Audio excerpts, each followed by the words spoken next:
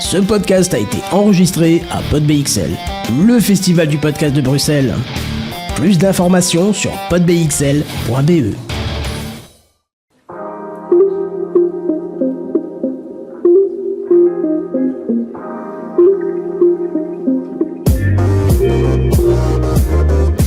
Bonjour et bienvenue, vous êtes sur Storylific, le podcast 100% outdoor.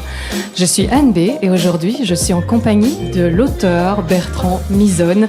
On va parler voyage, on va parler découverte, on va parler voyage initiatique avec vous en direct du Pod BXL à Bruxelles depuis les locaux de Transforma-Aévert, organisation avec Bad Geek et à The Podcast Factory Org qu'on remercie énormément pour l'occasion que nous avons aujourd'hui d'être avec vous. Alors,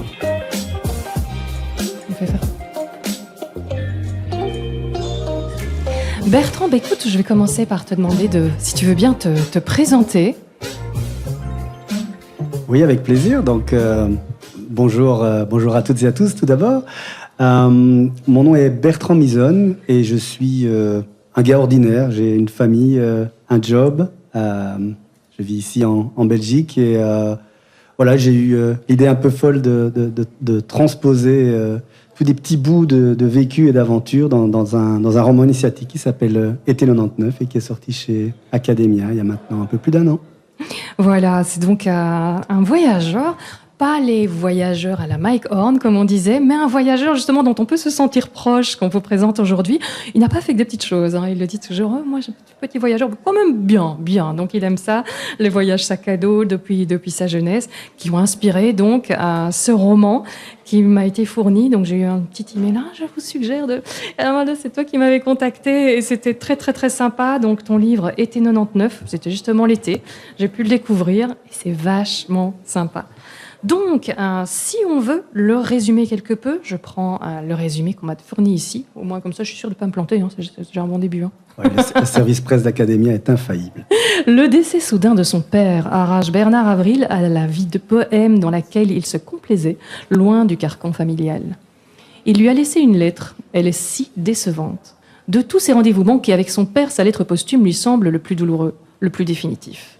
Bernard prend la route, comme une antidote à son deuil teinté de colère. Il rencontre le narrateur dans un refuge de haute montagne. C'est le coup de foudre amical. Ils décident de faire un bout de chemin ensemble, sac au dos, au cœur de l'été. Ils forment d'emblée un duo attachant. Bernard, écorché vif et fantasque, et le narrateur, plus jeune, candide, mais étonnamment philosophe. C'est ce dernier qui suggère cette idée qui va tout changer.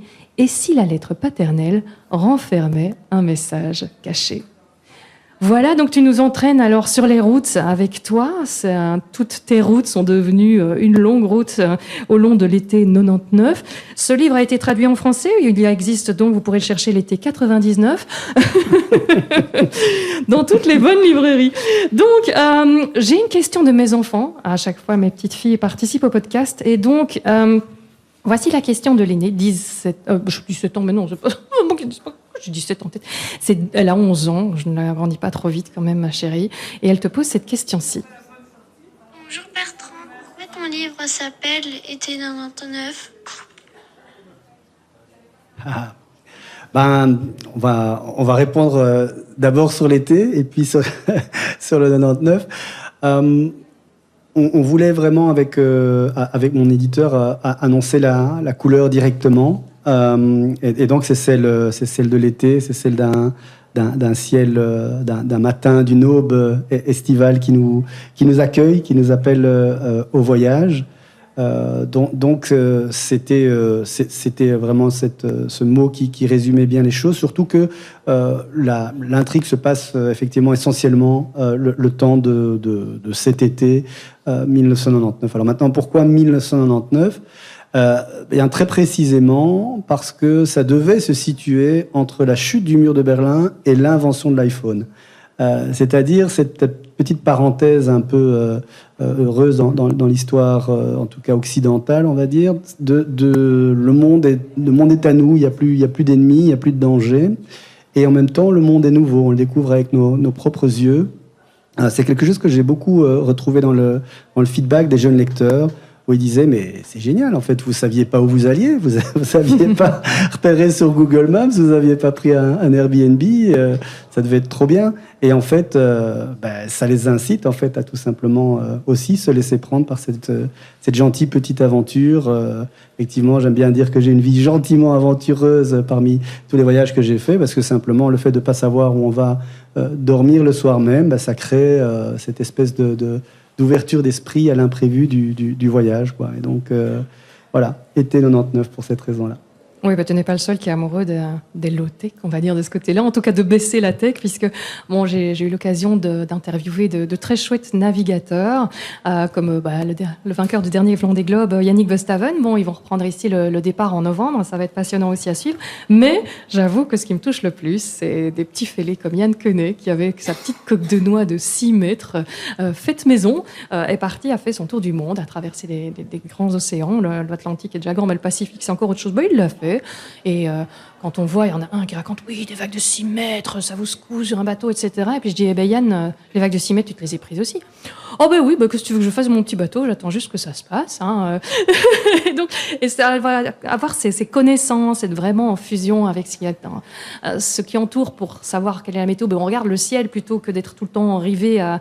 Parce que comme disait moi, mais qu'est-ce que tu veux, je ne sais pas anticiper s'il y a une tempête, j'ai de toute façon pas le temps de m'esquiver. Donc c'est très très amusant. Et toutes ces grandes courses, la Global World Race qui va repartir aussi, où justement ils veulent faire à l'ancienne sans les outils, ça continue à nous faire rêver.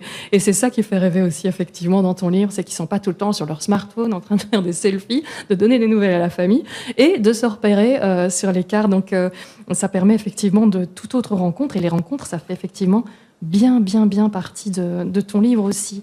Mais alors dans la trame, ce qu'on n'a pas encore dit, c'est que cette lettre décevante, en fait, devient une énigme, et donc c'est une quête autant qu'un roman initiatique qui va démarrer, puisque tu nous fais faire connaissance avec la stégonographie. Donc, il faut soigner sa diction, ça y est, du coup, je chope sur le mot d'après, pour pouvoir le dire. Tu peux nous expliquer un petit peu ce qui va se passer, sans spoiler? Bien sûr. Non, je suis rompu à l'art du teasing. En fait, c'est là où le voyage rencontre la littérature dans ma démarche. C'est que je voulais pas effectivement raconter mon voyage, mes souvenirs de voyage. Je voulais mettre ensemble toutes des impressions, mais ça ne faisait pas encore un roman. Ça faisait une atmosphère, mais pas encore un roman. Et m'est venue cette idée effectivement de transformer cette route en une quête initiatique, et à travers, je trouve, un des thèmes assez touchants, qui est de dire, voilà, on a perdu un proche, et l'histoire n'était pas finie, n'était pas clôturée, et ça, c'est irréparable. Et avec cette lettre que le père lui a laissée, il y a une porte entrouverte de dire, mais finalement, est-ce que, au-delà de la séparation irréparable, est-ce qu'on peut retrouver le fil de ce qui unissait, en l'occurrence, un père à son fils? Donc il y a une notion effectivement de transcendance, on va dire, dans cette route qu'empruntent Bernard Avril et le narrateur. Et donc la sténographie, ça y est, je l'ai pas eu. Ouais, je l'ai fait exprès. Oui, merci. De répondre un peu. Comme ça, je dois le répéter. Et alors cette sténographie, n'est-ce pas? D'où vient-elle? Eh bien, la sténographie, c'est l'art de cacher un message dans un message. Il y a quelque chose de très scout là-dedans, qui fait aussi partie un peu de mon univers gentiment aventureux. Et donc l'idée, contrairement à la cryptographie, où c'est des algorithmes, des grosses machines qui mélangent tout et qui rendent les choses inintelligibles pour celui qui n'a pas le mot de passe, la stégonographie, c'est cacher un message dans un message, où il y a une astuce et il faut la trouver. Et donc la question qui se pose effectivement au héros endeuillé par le narrateur, c'est mais est-ce que finalement cette lettre où il te raconte un peu n'importe quoi, c'est un peu une leçon de vie un peu bateau à l'emporte-pièce et mal écrite, est-ce que derrière ces mots creux il n'y a pas un message caché qui est beaucoup plus profond?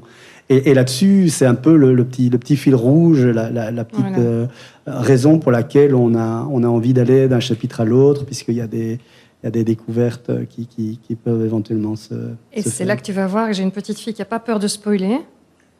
Pourquoi le père du héros a fait une lettre pour une énigme?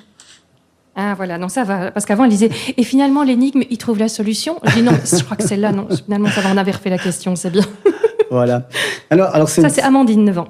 Exactement. Eh bien, chère Amandine et chers auditeurs, c'est une bonne question de se mettre dans finalement les chaussures d'un personnage qui meurt dans le premier chapitre. Donc, puisque ça c'est pas du spoil, le papa décède. Et effectivement, quelle pourrait être cette démarche qui dit voilà, je vais laisser finalement quelque chose derrière moi. S'il m'arrive malheur, je veux pouvoir recoller les morceaux avec mon fils en l'occurrence, avec lequel il s'est brouillé. On l'apprend aussi assez rapidement dans le roman. Mais je crois que c'est mon côté, je vais dire, indécrottable positif, en fait. Justement, je voulais trouver une astuce, je voulais raconter une histoire où l'irréparable était réparable. Même après la mort. Même après la mort, même après... Voilà, c'est cette idée même que c'est jamais foutu, quoi. Et ça, je pense aussi que c'est quelque chose... si on n'a pas ce genre d'outils dans son sac à dos, cette espèce d'optimisme dans son sac à dos, je pense qu'on va pas très loin dans nos petites aventures quotidiennes. Voilà, et tout ça enrobé dans un langage très amusant, parce que c'est quand même deux jeunes de 19 et 21 ou 22 ans, je sais plus, et voilà, qui s'amusent à s'appeler mon capitaine, et qui s'amusent à jouer les petits soldats de temps en temps dans leur discours pour partir dans des délires extraordinaires, qui se prennent des cuites ensemble. J'avais beaucoup aimé ce petit passage. Le réveil du lendemain fut peu glorieux. Crâne douloureux, bouche pâteuse, haut le cœur et jambes en coton, une gueule de bois de niveau 5 sur l'échelle de Johnny Walker. Donc voilà, ça y est, la petite perle qui m'ont bien fait rigoler. Donc c'est un roman qui reste très léger et puis qui nous fait voyager. On traverse les Alpes, on arrive en Italie, le long des lacs, on part après au Maroc, on traverse le désert et on arrive en Afrique. Où est-ce qu'on arrive en Afrique de l'Ouest? Mais où ça? Je ne sais plus. Rappelle-moi où on termine. On va laisser la surprise au lecteur, mais c'est vrai que... Donc on voyage pas mal, et on voyage vers le sud, toujours vers le... On va pas jusqu'en Antarctique, ça on peut le dire, mais on va quand même bien vers le sud, toujours plus vers le soleil. Et tout ça, c'est basé sur des histoires à toi. Donc tu as une jeunesse sac à dos, en tout cas la rencontre au refuge des cosmiques et le huis clos que tu décris, ça on peut aller jusque-là, c'est des choses qui te sont réellement arrivées. Donc quelque part, tu as remis aussi tous des souvenirs de jeunesse, tous des souvenirs de voyage dans ce livre. Exactement. Là, je dis toujours, pour chaque roman, il y a une impulsion, il y a une impression, il y a une espèce de sentiment très fort qui est l'étincelle qui met le feu à l'imagination. Et ici, c'était vraiment cette idée de la route nous appelle. Et donc, c'est un sentiment que j'ai ressenti, que je ressens très souvent, le fameux Wanderlust des romans antiques du 19e siècle. À mon avis, t'es pas le seul. Ouais. Oui, évidemment, je suis entouré, qui se ressemble, ça se semble, on va dire. Donc, voilà, on se trouve, nous autres, les infatigables voyageurs. Et c'est vrai que ça a toujours été un élément important de ma vie, de ma personnalité. Et donc, comme je disais, c'est ce que j'ai voulu mettre sous une forme romanesque parce que j'estimais que mes petites anecdotes n'intéresseraient pas grand monde, que le récit de mes voyages, je vais dire, littéral, n'aurait pas valu suffisamment d'intérêt de la part des lecteurs. Et donc j'ai eu cette idée de combiner. Mais on a tous souffert à un moment de quelqu'un qui revient de voyage et qui te bourre de toutes ces photos. Alors là, c'est non, mais ça va, je m'en fous en fait. Donc, c'est bien joué le coup du roman. Non, je dis pas que je vais faire un roman chaque fois que je fais un voyage, parce que ça prend un peu de temps quand même cette histoire, mais c'est vrai que ça donne une toute autre dimension et tu nous embarques dans tous ces voyages. Par contre, je recommande vraiment chaudement le carnet de voyage à tout le monde. C'est un format, c'est un souvenir. Moi, je retombe encore sur des carnets de voyage 10 ans après, et c'est tellement plus puissant que le selfie. Tu viens de me confirmer quelque chose que j'avais senti en lisant. Je dis, il a repris ses carnets de voyage pour faire son livre. Je suis sûre qu'il l'a écrit pendant ses voyages. Et voilà, tu me confirmes. C'était pas dans mes questions, mais je suis contente. Yes. Et donc le voyage, pour toi, on commence à voir hein, le voyage initiatique, on va en reparler. Mais d'abord, j'aimerais bien savoir, puisqu'on a un public aujourd'hui, est-ce qu'il y a des gens qui ont fait des voyages sac à dos, dont ils ont des super souvenirs, qui peuvent venir nous en parler un petit peu? Oui, oui, oui.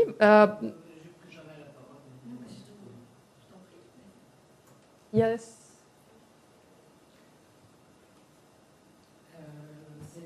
Un voyage sac à dos, c'était à 20 Attends, ans. parce que je crois que le micro n'est pas allumé. Non.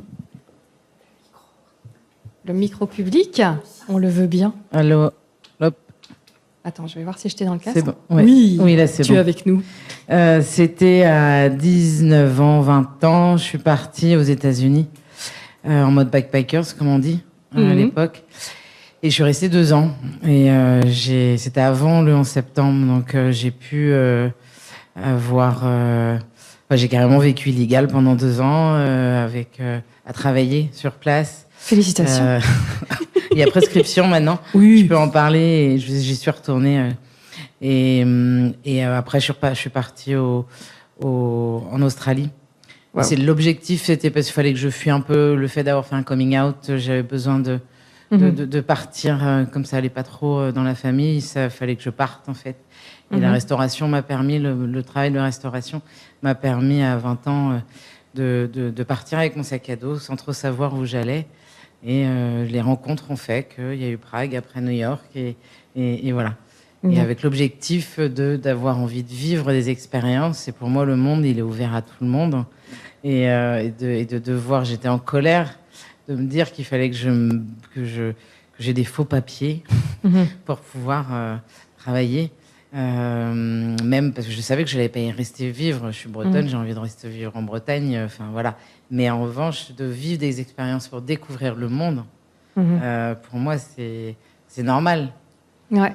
Et tu viens de nous parler d'un des grands sujets de parfois on part en voyage, les longs voyages, soit c'est très envie, soif d'aventure, de découverte, ou alors c'est faire un deuil quelque part de quelque chose, que ce soit Oui. une idée ou vraiment un deuil concret comme dans ton livre. Donc on en revient à l'idée du deuil. Je t'ai pas vu au micro déjà tout à l'heure, toi. Si j'ai fait un podcast. Ah voilà, parle de ton podcast. Dis donc vite, c'est lequel? Ensemble, trouvons notre place. C'est sur la neurodiversité, savoir essentiellement le TDAH.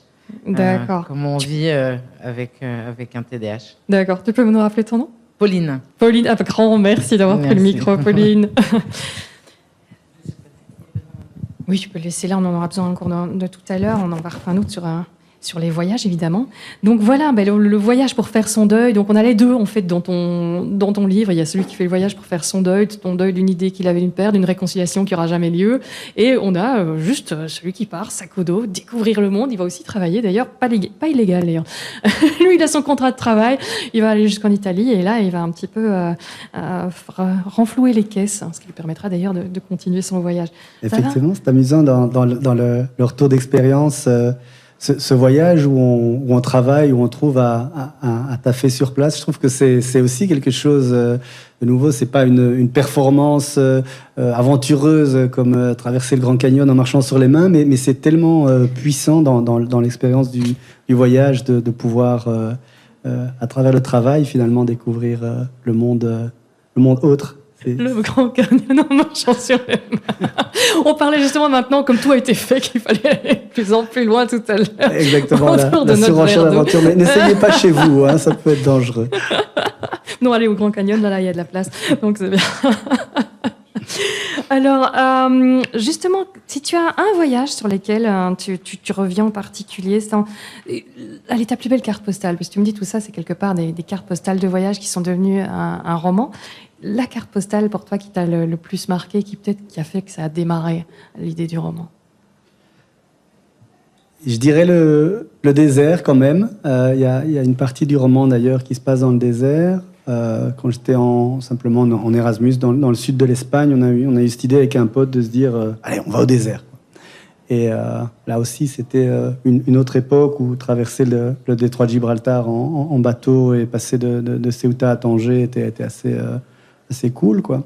Et donc, effectivement, on est allé sans prendre d'avion, bien sûr, jusqu'au Sahara, quoi. Et à nouveau, avec tous les moyens de transport possibles, avec toutes les rencontres que ça ouvre, quand on est dans des petits bus un peu chamboulé, on va dire, en traversant l'Atlas. Et donc, si je dois donner de nouveau une image d'un de mes voyages qui symboliserait l'envie du roman, ouais, c'est ça, c'est d'être assis un peu chiffonné là, à l'aube sur une dune du Sahara et dire hey, on l'a fait, copain, c'est trop bien. Génial, oui, effectivement, c'est pas mal. Le bus que tu me racontes, effectivement, ça, c'est vraiment le voyage, c'est de prendre les bus locaux. Ça me rappelle, il y a quelques mois, on était dans un bus au Laos avec les sièges en bois, très inconfortables. Et je voyais des tabourets qui étaient comme ça couchés dans le couloir. Je me dis, tiens, quelqu'un qui transporte du tabouret, ça va encore, puisqu'on transporte tout dans le bus. Et quand il n'y a plus de place au-dessus, on met entre, etc. Je me dis, bon, ben... Et en fait, non, les tabourets, c'était pour mettre des gens entre dans l'allée. Alors on s'assied, voilà, au fur et à mesure. Et puis après on se dit bon, au moins le contrôle du ticket, il va pas y arriver. Si, en marchant sur les accoudoirs, en passant au-dessus des têtes de tout le monde, c'est le contrôle du ticket. Donc c'est vrai que les bus locaux ou les trains locaux, c'est assez génial. Et donc pour les trains locaux, c'est vrai que c'est un des meilleurs moyens. On en parlait hier avec une invitée. Cet été, je vais faire toutes des micro-séries pour inviter à explorer plein de moyens de voyager différents. Donc hier, c'était Rail Trip Travel de Belgique qui organise des voyages en train, qui nous parle simplement de comment organiser vos voyages en train. On aura comment faire votre première grande rando si vous avez envie de vous lancer, comment vous lancer dans la navigation si c'est ça qui vous plaît. Donc on va essayer de faire une petite summer series comme ça avec plein de manières de voyager différentes et j'espère que ça vous intéressera. Mais donc le bus, oui, ça me rappelle aussi d'excellents souvenirs. Donc c'est vrai que le truc où tout se passe bien en général, ça laisse assez peu de souvenirs finalement par rapport à toutes les galères où c'est vraiment là que l'aventure commence et les plus beaux souvenirs. Donc patience, quand vous êtes en galère en voyage, en général, vous allez voir, c'est le seul truc où vous rencontrez de vos voyages tout le temps en fait. Et donc les rencontres, tu viens d'en parler. Il y a plein de personnages que j'adore, qui sont très très bien campés. Il y a Jean-Michel dans ton roman, qui est très truculent. Il y a Mino, Gianpaolo, Laura, il y a Mohamed. Alors, est-ce qu'ils existent ? Certains existent. C'est vrai que le personnage en littérature, c'est souvent une question qu'on me pose. Hein. Est-ce que vous êtes inspiré d'un tel ou un tel ? Je donne toujours l'exemple vraiment que dont tout le monde a eu l'expérience du rêve, en fait, où on peut avoir une entité dans un rêve qui est parfois un composite de plusieurs personnes. Et parfois, c'est pas forcément conscient. Mais clairement, c'est nourri.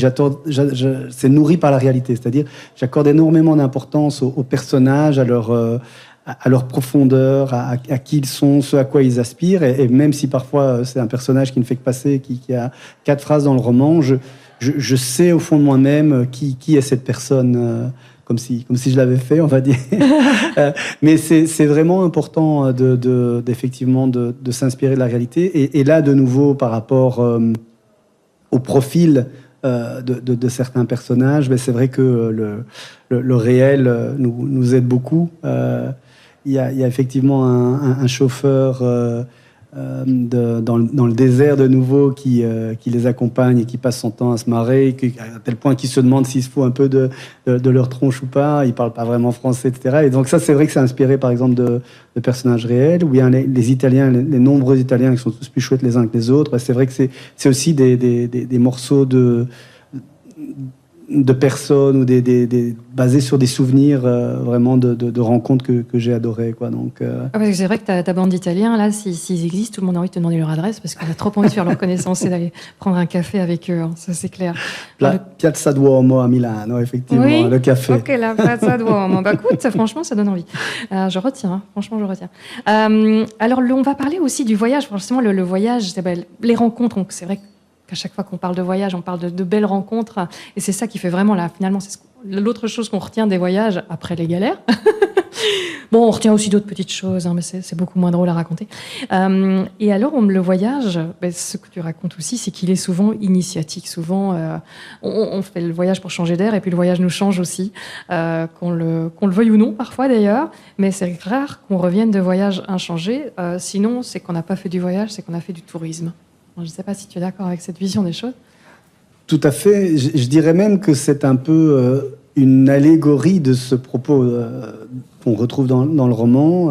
Je mets d'ailleurs une majuscule à la route quand je ne désigne pas le morceau d'asphalte sur lequel les voitures circulent, parce que j'estime réellement qu'il y a une espèce de d'entité effectivement divine dans l'esprit de chaque voyageur, qui est la route, qui est la déesse du destin et de la transcendance quelque part. Donc oui, tout à fait. Je crois profondément aux vertus quasi mystiques, on va dire, du voyage. Ouais. Ouais, ça se sent très bien, ce qui fait d'ailleurs le charme du livre qui est aussi léger que profond à certains moments. Et alors, cher public, est-ce que vous avez des voyages qui ont été pour vous initiatiques, des voyages pleins de sens à nous raconter? Je sais que j'ai Delphine ici, qui a le super podcast des rencontres voyageuses que j'ai eu la chance de découvrir récemment. Elle nous fait des petits bijoux, des petits épisodes orfèvres comme ça sur ses aventures, des petites cartes postales géniales. Donc, écoute, ça me fait particulièrement plaisir que tu prennes le micro pour nous raconter justement une de tes cartes postales ou une des choses qui a fait que tu sentis que le voyage te transformait.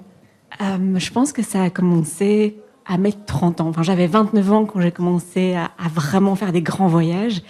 Et le premier voyage qui m'a chamboulée, c'était de partir 1 an au Canada avec un van. Mais au-delà de ça, le projet, c'était d'aller de famille en famille. Et j'ai rencontré une dizaine de familles via ce qu'on appelle le woofing. Yes. Donc, Worldwide Opportunities and Organic Farms. Et donc, j'ai vécu pendant 1 an chez une dizaine de familles différentes. Et ça a été les plus beaux moments de ma vie parce que les rencontres m'ont changé, en fait. Et donc, plus récemment, là, je reviens d'un tour du monde. Ça fait 5 mois que je suis rentrée. Et pour donner un exemple concret d'une rencontre qui m'a vraiment transcendée, j'ai passé 3 semaines avec une famille au Népal. Et en fait, c'était incroyable de voir qu'à l'autre bout du monde, en fait, on parlait avec cette famille, ils parlaient même pas tous français, en fait, au Népal. Donc, pour vous bien situer, on était avec Rikesh et Rupa, son épouse. Et puis, ce couple vivait avec toute la famille de Rikesh. Donc, ses parents, avec son grand-père, donc avec toute la lignée du mari. Et donc, c'était... les parents ne parlaient pas bien anglais, le grand-père pas du tout. Et c'est de se dire qu'en fait, peu importe les barrières linguistiques, c'est que ce qui nous rassemble, c'est l'humain en fait. Donc c'est des choses très très simples. Et c'était merveilleux parce que je suis partie avec mon compagnon qui a créé des liens extraordinaires avec le papa de Rikesh. Et il allait tous les matins à la ferme, rien que pour passer du temps avec ce monsieur qui l'a énormément touché. Et moi, c'est plus la maman qui me touchait beaucoup, qui parlait pas anglais non plus. Mais donc, l'après-midi, on allait dans les champs, on égrenait le maïs ensemble. Et puis, à côté de ça, j'ai assisté à des cérémonies. Parce que c'est vrai qu'au Népal, il n'y a pas un seul jour où on ne fait pas quelque chose. On célèbre la vie, en fait. Et donc, il y avait des fêtes pour célébrer les corbeaux, pour célébrer les vaches, pour célébrer les chiens. Et chaque jour était une fête. Et même des jours où on célébrait les rapports fraternels entre frères et sœurs, la famille. Et à un moment, j'ai assisté à une fête dans la maison où le papa célébrait sa maman décédée. Et tous les ans, il lui accordait une cérémonie où il y avait, je pense, une sorte pas de prêtre, mais il y avait un homme vraiment qui venait pour accompagner le papa dans cette célébration qui était très codifiée. Donc, c'était impossible de comprendre ce qu'il faisait parce qu'il y avait des chants, parce qu'il y avait de l'encens, il y avait de la musique, il y avait des prières. Donc, il y a eu ça. Puis, j'ai assisté à un mariage arrangé aussi. Oh là là, et tu n'es pas intervenue? Ah non, mais c'était... En montant, je m'y oppose. J'aurais beaucoup aimé parce que voir vraiment le visage de cette femme qui était très grave en fait. Ça nous a rappelé plein de choses. Ça nous a rappelé à quel point ici on est libre. Oui, et on l'oublie. Et on risque de s'aliéner bêtement alors qu'on est libre. Ça, c'est vrai que les voyages... Exactement. Et donc le voyage, en fait, moi, je m'en suis pris plein la figure du début à la fin. Et tu reviens, excuse-moi, je t'entends. Oui. Tu reviens avec quoi de ça quand tu dis ce voyage initiatique? Comment est-ce qu'il t'a transformé? Comment t'as senti que Delphine qui était partie, celle qui est revenue, c'est plus la même? En fait, je peux plus. J'ai envie de repartir. Dur de revenir. Oui, c'est pas évident parce qu'on réalise en fait que la liberté, c'est quelque chose. C'est le bien le plus précieux. Oui. Et avant de faire tous ces voyages, jamais j'aurais pu imaginer toute cette diversité et toute cette richesse en fait que les personnes à l'autre bout du monde apportent avec leur culture qui est radicalement différente de la nôtre et à quel point c'est beau de célébrer la vie sous toutes ses formes et qu'on oublie ça ici, de célébrer la nature, de célébrer nos proches, de célébrer les gens qui sont plus là, de célébrer les éléments, tout simplement. Donc, je trouvais que c'était magnifique. Donc, j'irais, le Népal. Le Népal, génial. On sent l'enthousiasme. Je ne sais pas si tu as remarqué, mais il y a de l'enthousiasme. Tout à fait. Merci en tout cas pour m'avoir permis de m'exprimer. Il n'y a pas de souci. Avec grand plaisir. Ça valait la peine. Moi, j'aime bien les gens enthousiastes. Et je sais bien que ici, j'ai failli t'appeler Bertrand. Maintenant, je confonds Bertrand, Bernard avec ton. C'est Bertrand. Oui, mais t'appelles ton numéro Bernard. Moi, comment veux-tu que je m'en sors du... J'ai fait exprès. Mais tu parles aussi célébrer la vie et l'émerveillement. C'est des mots que j'ai déjà entendus dans ta bouche aussi. Finalement, le voyage, c'est aussi fortement ça. C'est retrouver le temps de vivre. Tout à fait, oui. Il y a aussi cette espèce de pari très, très positif, en fait, où on se met, entre guillemets, volontairement en opposition.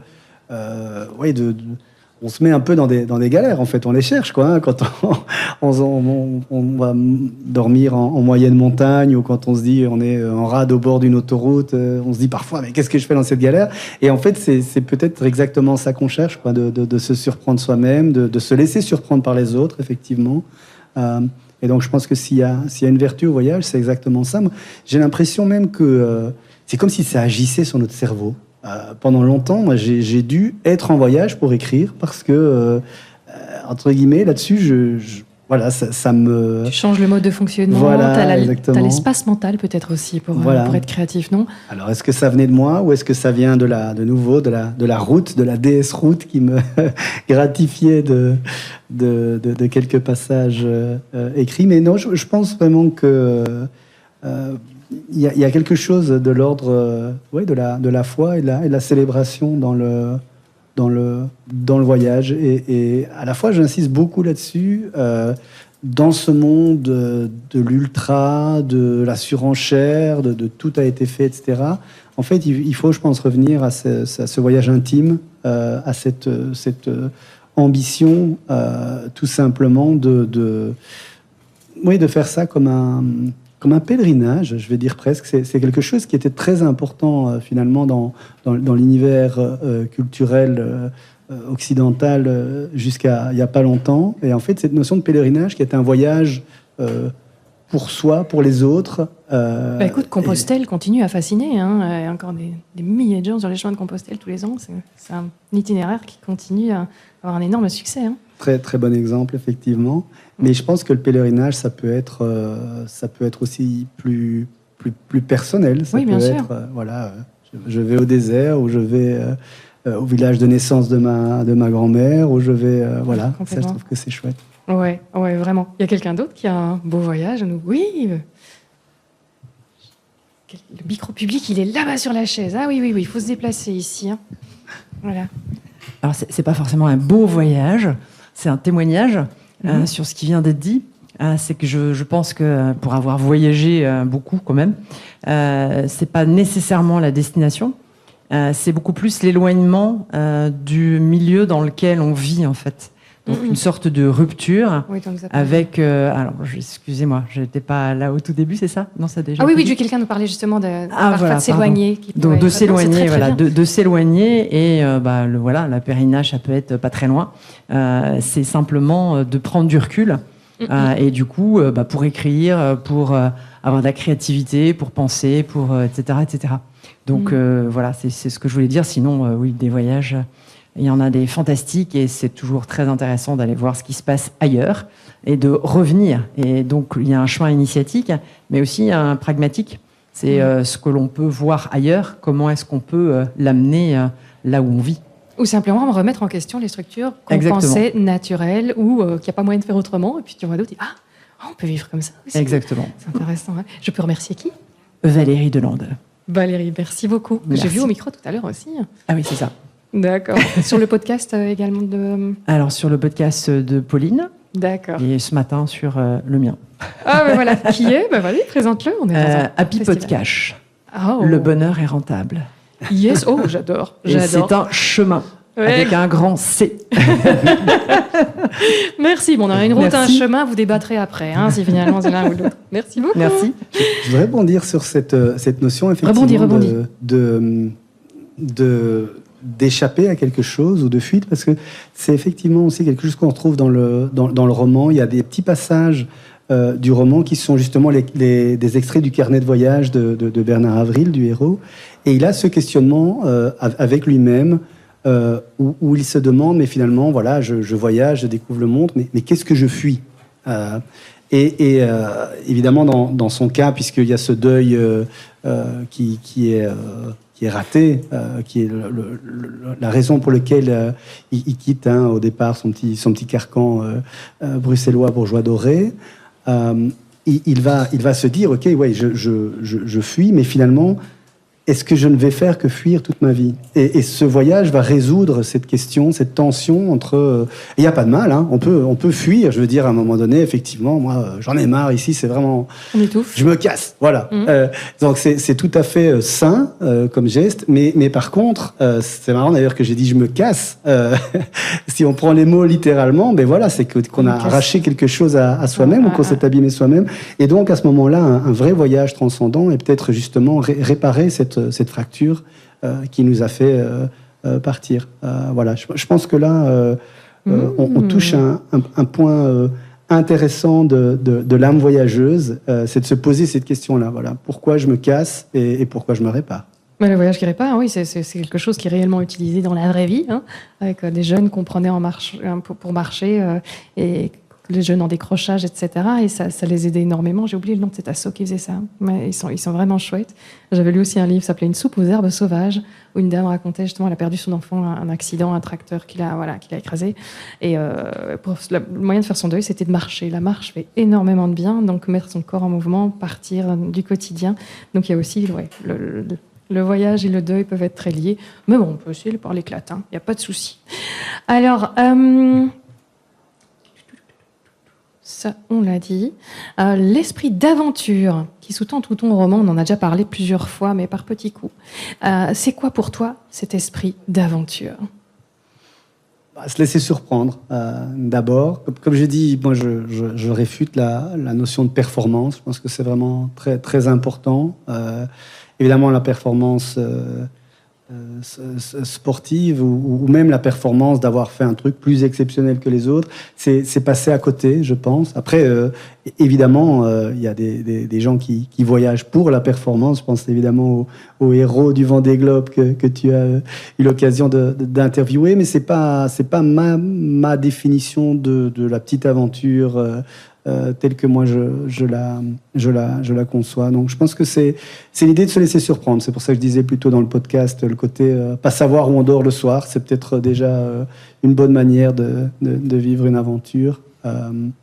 Et souvent les choses se mettent de manière très très simple et très agréable. Que ce soit le côté bivouac. Alors moi j'ai toujours été fasciné, là il faudrait que je fasse une psychanalyse par le fait de se balader, d'être autonome, de se balader avec tous les moyens nécessaires à sa survie, que ce soit sur un voilier, dans un van, avec un sac à dos, etc. Je trouve qu'il y a quelque chose de très, je vais dire, complètement en décalage avec la manière dont nous vivons, nous, ici et maintenant, et qui est très intéressant. Donc je dirais, voilà, c'est peut-être ça. Pour moi, l'aventure, simplement, c'est l'autonomie, l'improvisation et puis l'ouverture d'esprit, quoi. Et ça peut prendre des formes très, très différentes, en fait. Mais quand tu es en autonomie, forcément, tu dois... que tu portes tout toi-même, parce que tu essayes de faire un voyage en mode marche, tu dois t'alléger. Je sais pas, moi je me souviens d'une traversée de Corse à cheval où je suis arrivée avec ma belle valise et puis on dit non mais on fait une itinérance donc il faut tout rendre dans la sacoche des chevaux, mais ils sont toutes petites les sacoches. Je me suis dit des petits chevaux aussi, et tu dis ah ouais d'accord, et j'ai tellement bien réduit que j'ai oublié un pantalon de rechange, donc j'ai ressenti le cheval pendant le séjour parce que j'ai qu'un mon pantalon de cheval. Voilà. Mais je ne me suis jamais sentie aussi libre par contre. Ouais. Avec le moins, quand on est vraiment réduit au minimum, t'es ouvert à tout le reste en fait. C'est là que tu te rends compte que tu t'encombres et que quelque part tes possessions t'enferment. J'aime beaucoup la petite phrase qui dit on ne possède pas les choses, c'est les choses qui nous possèdent, donc plus on a, moins on est libre en fait. Mais c'est vraiment ça. Bon, après, c'est peut-être c'est certainement une réflexion de privilégié, entre guillemets, parce que les migrants qui reviennent avec rien, ou ceux qui font les mêmes chemins que les migrants, parce que ils se croisent dans le podcast, ça donne des récits très intéressants. Et eux n'ont réellement rien, parce que voilà, ils n'avaient rien transporté. Évidemment, c'est pas du tout la même démarche. Mais en tout cas, on va dire qu'il y a un juste milieu, quoi. Et en fait, s'alléger, en général, c'est assez tout c'est bien tout bénéf, et aussi, on se sent plus créatif parce que l'esprit est plus libre, quoi. Il y a le côté tout simplement juste le nécessaire. Moi, j'aime aussi beaucoup faire mon sac. Je me souviens que Tesson, quand il raconte sa traversée de l'Himalaya, il était tout jeune avec encore son copain Poussin. Il racontait qu'ils avaient même coupé les sangles des sacs à dos, les longueurs excédentaires des sangles des sacs à dos pour gagner du poids. Et à l'époque, j'ai dit, c'est complètement dingue. Ils sont fous, ces mecs. Moi, je me souviens toujours un pote qui disait en montagne, couper le manche de la brosse à dents, quoi. Voilà. Et alors, ça, c'est connu aussi. Et c'est exactement là que j'allais en venir. C'est qu'en fait, moi, je me suis rendu compte maintenant que quand on fait comme ça des petites traversées de 4-5 jours à travers ce que j'appelle mon jardin, les Alpes en dessous de 3500, on va dire. Sacré jardin, dis donc. Oui, c'est déjà pas mal. Oui, j'ai un peu plus petit personnellement. C'est un jardin public, vous êtes tous les bienvenus. Ah, voilà. Merci, c'est très généreux. Et donc, je me suis rendu compte qu'effectivement, avoir des échantillons dentifrice ou des mini pots de savon, mais ça fait une grosse différence. Donc, j'aime bien cette idée, effectivement, de juste le nécessaire, aussi apprendre à se connaître. C'est marrant, on est tous différents, je me rends compte, pour avoir voyagé avec mes enfants, avec des amis et tout, au sac à dos. On n'a pas tous la même capacité à porter le poids, et c'est pas du tout lié à ce qu'on pourrait croire. Je sais pas comment expliquer. À 500 grammes près, on coince complètement, ou bien c'est exactement la charge qu'on peut porter. Donc, c'est vrai que ça dit beaucoup de nous, cette manière de pouvoir porter ce dont on a besoin. Oui. J'adore que dit au début, on prend toujours de trop parce qu'on a peur. Et donc, c'est Briac Jaffrès avec qui je fais une partie des séries de cet été qui, normalement, entre autres, on parle de bivouac.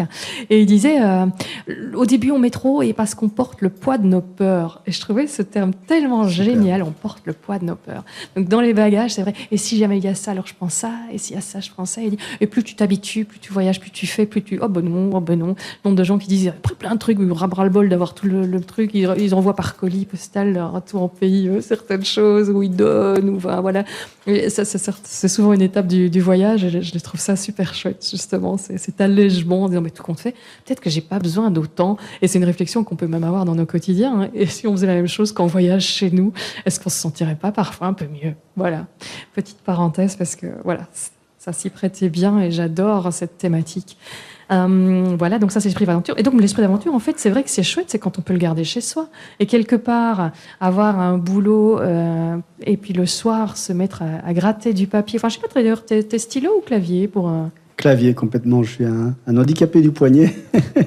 J'écris très mal. J'ai été torturé par mes professeurs. Ils n'ont rien pu tirer de ma psychomotricité défaillante. Donc, clavier. Et donc, bon, t'as poté ton clavier le soir pour écrire un roman après ton travail. Mais ça aussi, c'est toute une aventure. C'est toute une évasion du quotidien. C'est sortir de sa zone de confort. Oui. C'est... Chez moi, il y a un côté vraiment... ça remplace peut-être la méditation, le yoga ou des choses comme ça, parce que c'est vraiment dans ma méthode d'écriture. Alors, chacun en a une différente, mais personnellement, moi, les histoires s'écrivent avant tout dans ma tête, dans un état comme ça, un peu de semi-conscience, onirique, on va dire. Et effectivement, je regarde évoluer les personnages... donc oui, ils vivent dans ma tête, ça fait un peu peur de dire ça comme ça, mais à tel point que quand le moment est arrivé d'écrire le mot fin pour été 99, j'ai vraiment versé une petite larmette en me disant ils seront plus là avec moi, ça y est, le voyage est fini, mon capitaine, voilà, la compagnie est dissoute. Et c'est vrai que là-dessus, ça complète vraiment bien, moi qui suis pas écrivain professionnel. Ça complète vraiment bien, effectivement, une vie bien remplie, et ça sert effectivement d'évasion du quotidien. Maintenant, c'est peut-être pas le cas d'autres. Il y a tellement de raisons d'écrire, c'est ça qui est super. C'est ça qui est... Ce moment de lâcher, voilà, c'est un autre deuil à faire. Je me souviens de l'écrivain Éric Emmanuel Schmitt qui disait, j'ai trouvé ça trop moche en fait, qu'il disait une fois que le livre est fini, il ne m'appartient plus parce que c'est le public qui va le prendre. Et lui, c'était comme un deuil en disant, ils vont en faire n'importe quoi. En tout cas, ça sonnait un peu comme ça, parce qu'il a l'air très triste, parce que forcément, justement, on les a tellement rêvés, ces personnages, et ça, c'est peut-être un peu comme les enfants qui râlent quand ils avaient les BD de Tintin, et puis tout à coup, il y a Tintin à l'écran, et puis, mais il n'a pas cette voix-là, alors que c'était une BD, quoi. Et dans la tête, il y avait déjà une voix, et puis que c'est vrai que tout le monde va s'approprier un roman, un récit, et donner une autre étoffe aux personnages avec nos vécus à nous. Donc il y a aussi un deuil à faire, mais je trouve que justement, nous en littérature, on voyait que aucun de nous ne lit jamais le même roman, en fait. Parce qu'on apporte tous notre vécu. Il y a quand même toute une partie d'imaginaire. Un roman, il n'y a pas d'image. Hein. Donc, mais c'est ça qui rend la chose tout à fait passionnante, en fait. Parce qu'on va tous l'enrichir de ce qu'on a en nous. Et donc, moi, je trouvais que justement, ce livre, on le donne et il devient extraordinaire parce qu'il va devenir des milliers de livres dans la tête des gens. Et moi, je trouve que c'est justement une étape absolument fascinante. Même si je conçois qu'on se dit, zut, les copains, je les retrouve plus demain soir quand on a écrit le mot fin. Tout à fait, mais par rapport à l'interprétabilité de la littérature, c'est ce qui la rend, pour moi, tellement magique. Je suis aussi un lecteur. Et effectivement, en tant qu'auteur, je vais devoir m'inscrire en faux contre Éric Emmanuel. Excuse-nous si tu nous écoutes, mais je pense que tu as tort. Ça va aller. Non, mais je pense qu'effectivement, c'est chouette de se dire que les personnages vont prendre vie et vont avoir d'autres sens. C'est d'ailleurs marrant de voir comme... alors que c'est un livre assez simple à pitcher, de quoi ça parle, mais j'ai des retours où les gens ne me parlent pas du même livre, presque. Et en général, même si nous, les livres qu'on aime bien lire, mais si vous lisez un livre que vous avez lu il y a 10 ans, vous le relisez, c'est plus le même livre. C'est ça qui est absolument magique, je trouve. Donc, peut-être que je le relirai dans quelques années, hein, je te dirai. Je suis sûre que c'est un autre passage qui me parlera le plus. Alors, si tu avais en face de toi celui que tu étais il y a 20 ans, celui qui sans doute ressemblait plus au jeune narrateur. Qu'est-ce que tu lui dirais ? Qu'est-ce que tu dirais ? Tiens, mais ça fait plus tôt, ça ne refait pas. Ou qu'est-ce que tu auras envie de lui donner comme petit conseil ? Pas en stéganographie, hein, pas avec des énigmes, parce que là, on n'a pas le temps pour le podcast. Non, je pense pas que je lui donnerais des conseils. Ça ferait un peu vieux con. Je crois que je lui dirais plutôt... T'inquiète pas, je suis heureux. Il n'y a rien qui s'est passé comme tu le prévoyais. T'as pas trop merdé. Mais je suis vachement content. Mais par contre, non, c'est... Enfin, voilà. J'adore. Tout ce que tu voulais entreprendre, je l'ai foiré, donc t'inquiète. Est-ce qu'il y a une citation que tu as envie de nous partager, une qui t'inspire ? J'aime bien les citations, je les demande à chaque fois. Une citation... Ouais, peut-être bien. Alors, elle a été attribuée à Mark Twain. Alors là, c'est peut-être un petit peu aussi un sujet. On s'éloigne du voyage et on est plus dans la littérature, mais Mark Twain, pour situer, c'était un essayiste, un auteur, un dramaturge immense dans le monde anglo-saxon, et il s'y attaquait à Shakespeare en fait. Il a écrit un essai en disant, mais voilà, un peu comme on le fait pour Molière ou pour Homère. Il a dit, voilà, Shakespeare, il n'existe pas. En fait, c'est un amalgame. Puis c'était un peu des gars qui se planquaient derrière le nom de Shakespeare pour faire passer leurs idées un peu. Et il s'est défendu, quand on l'a attaqué, il s'est défendu en disant, mais de toute façon, arrêtez avec cette espèce de sacro-sainte idée de créateur, d'auteur absolument touché par la grâce, qui va inventer des mondes, etc. En fait, toutes les idées existent. Et puis, on n'arrête pas de les recomposer sans cesse, quoi. Et je trouve que c'est très sympa, cette idée, je la trouve libératrice, quoi, de se dire, mais en fait, il y a un continuum d'idées, d'impressions, de saveurs, de couleurs, et puis, il y a des gens qui se lèvent un matin et qui les mettent ensemble, et ça fait quelque chose de joli que les autres veulent. Donc ça donne un peu l'idée qu'un livre, c'est comme un bouquet de fleurs, quoi. Voilà, on n'a pas inventé la fleur. Et là, t'es en train de te dédouaner parce qu'il y a un truc qui plaît pas dans ton bouquet de fleurs. On dit, non, mais c'est pas moi. Cette idée, elle était déjà là, j'y suis pour rien. Donc très bien joué. Est-ce qu'il y a une actualité dont tu as envie de nous parler, des projets futurs ? Ouais, donc d'abord, il n'y a pas de service après-vente avec le livre. Donc, de toute façon, comme c'est vous qui l'avez lu, c'est vous qui l'avez ressenti. Donc, c'est vous qui êtes responsable si vous avez une mauvaise expérience. Donc, c'est très pratique d'être effectivement auteur de fiction, parce que si à la limite, je vendais un guide pour être heureux, vous pourriez me dire, je suis pas heureux, remboursez-moi. Mais ici, je vous promets juste un moment de littérature intéressant et rien d'autre. Voilà, à lire de préférence dans un hamac avec un petit verre de rosé, ça c'est... Ça peut être pas mal. Ça peut aider. En tout cas, c'est vrai que l'été va peut-être bientôt commencer, je sais pas. Oui, c'est vrai. On m'a dit sur le calendrier. C'est un chouette roman d'été. Vous me parlez d'actualité, c'est ça? Oui. Ouais. On va terminer là. Ouais. Non, mais ouais, la vie continue avec toutes ces surprises et ces petits moments un peu fous. Et effectivement, le deuxième roman, mon deuxième roman, m'est un peu tombé dessus par hasard, vraiment, contrairement à été 99 que j'avais maturé et qui représentait vraiment toute une tranche de vie que je voulais partager. Ici, il y a eu une espèce d'éclair violent qui m'a empêché de dormir pendant 3 semaines. Et puis voilà, le deuxième roman est sorti de mon clavier. Et donc il sort ici en septembre, c'est ça? Et exactement, il sortira de presse en septembre, voilà. Et donc on va pouvoir suivre tout ça de près. Tu as des réseaux sociaux ou un site web que tu alimentes avec pour ceux qui veulent te suivre? Oui, le mieux c'est Instagram. Bertrand Misonne sur Instagram. Voilà, n'hésitez pas à me suivre. J'alimente toujours aussi, notamment avec. J'aime bien faire des petites stories. Voilà, ça appelle ça des photos qui bougent. Je sais pas si c'est un nom technique, mais je trouve que et je vois qu'il y a du vent à travers la fenêtre, mais parfois juste un petit arbre secoué par le vent ou un petit lac ridé, ça donne toujours sympa. Voilà. Mais carrément. Donc je vous promets des petites cartes postales si vous me suivez, et puis en plus comme ça vous aurez mes actualités. D'accord, ça va. Bah, écoute, un grand merci d'être venu sur place, m'accompagner. Sinon, je me serais sentie un petit peu seule avec mon micro, parce que je suis plutôt habituée à faire des interviews. Mais merci aussi au public, à vous qui avez participé, pour nous raconter de belles cartes postales aussi, et de beaux retours d'expérience. C'était vraiment chouette de faire une fois avec un public. Merci à tous. Et bien, place au suivant. Grand merci. Merci. Merci beaucoup.